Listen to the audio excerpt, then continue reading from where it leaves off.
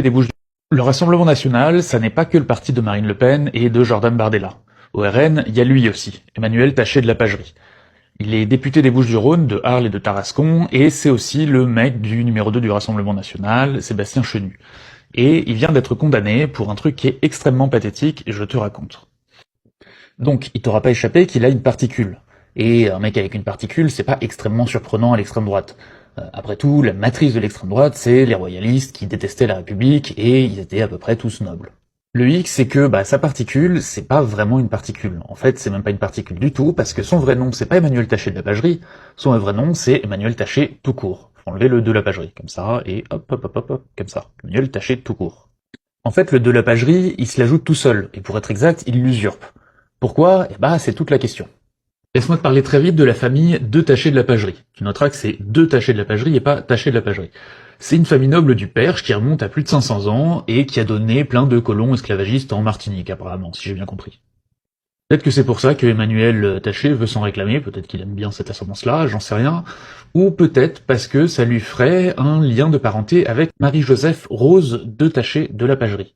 Qui sait? En fait, tu la connais mieux sous le nom de Joséphine de Beauharnais, qui était la première épouse du dictateur Napoléon Bonaparte. J'imagine qu'il estime que ça fait chic d'avoir une particule, que c'est un roturier qui vit mal le fait de ne pas être noble, mais comme tu l'auras remarqué, entre son vrai nom Emmanuel Taché et son faux nom Taché de la Pagerie, y a rien à voir, ça s'écrit même pas de la même manière. Apparemment, ça date de l'époque où il tenait ce blog, Particule de luxe. Tu peux encore trouver le Pinterest et le Twitter de ce blog.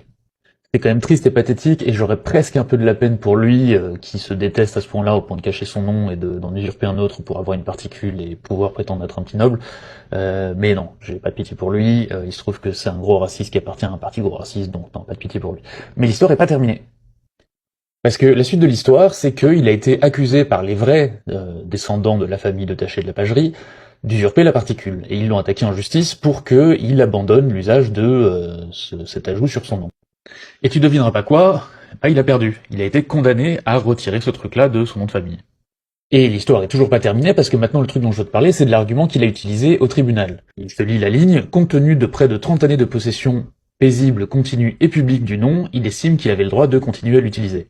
Le fait qu'il soit question de 30 ans, ça t'évoque peut-être quelque chose. T'as peut-être déjà entendu ce truc en droit qui est que si tu possèdes un truc depuis 30 ans et que personne ne le réclame, alors ce truc est à toi. Et ça, c'est vrai, c'est un truc qui en droit s'appelle l'usucapion, ou la prescription acquisitive trentenaire. Sauf que ça s'applique pas à tout, en fait ça s'applique aux biens immobiliers. Pour le reste, pour les biens normaux genre ça, la possession vaut titre on dit, c'est-à-dire que si je l'ai dans les mains, alors on présume que c'est à moi, sauf si quelqu'un est capable de faire la preuve que c'est à lui. Donc ça c'est pour les biens meubles, pour les biens immobiliers je t'ai dit c'est la prescription trentenaire, mais pour les noms de famille comment ça marche? Je vais être honnête avec toi, je savais pas. Autant dans les études de droit, on voit la prescription acquisitive trentenaire pour les biens immobiliers, on le voit aussi pour les biens meubles, mais pour un droit tel que le nom de famille, franchement, j'en savais rien. Et du coup, j'ai cherché. Et en fait, la prescription acquisitive trentenaire, ça ne s'applique qu'aux biens ou aux droits qui sont dans le commerce. Ça ne s'applique pas aux biens qui ne sont pas dans le commerce. Et il se trouve qu'un nom de famille, ça n'est pas dans le commerce. Et là, tu vas me dire, attends François, pourquoi est-ce que tu es en train de me parler de tout ça? Pour un truc simple. Moi, je savais pas comment ça fonctionnait pour les noms de famille. J'ai cherché et j'ai trouvé la réponse en littéralement 15 secondes. Il y a un type qui usurpe un nom, qui est attaqué au tribunal parce qu'il usurpe ce nom, et il utilise cet argument complètement claqué qui marche pas du tout en droit pour dire qu'il a le droit de l'utiliser, et évidemment il se fait débouter, et il est condamné, il doit payer je crois 5000 balles de dommages et intérêts, et 2000 euros par jour à chaque fois qu'il utilisera, qu'il récidivera. Sauf que ce mec-là, c'est pas n'importe qui, c'est un député de la nation.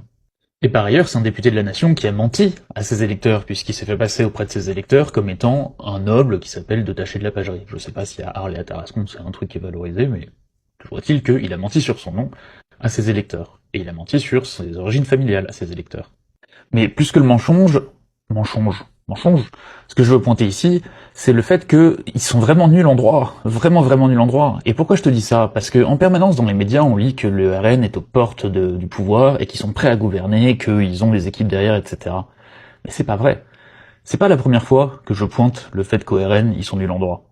Sur un sujet un peu plus sérieux qu'une histoire de nom de famille, si ça t'intéresse, tu peux aller lire ça, que j'avais écrit à l'époque du recours au Conseil constitutionnel contre la réforme des retraites. Je te relis pas tout, je te laisserai lire, mais notamment dedans il se plaignait d'un truc qui n'avait pas eu lieu.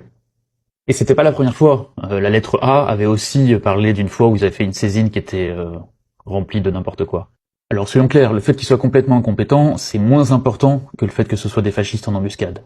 Mais je pense quand même qu'il faut pas le laisser passer, parce que quand les gens entendent que au RN, c'est des experts, ils sont très forts, ils sont intelligents, c'est des génies politiques, tout ça, non, c'est des grosses tanches.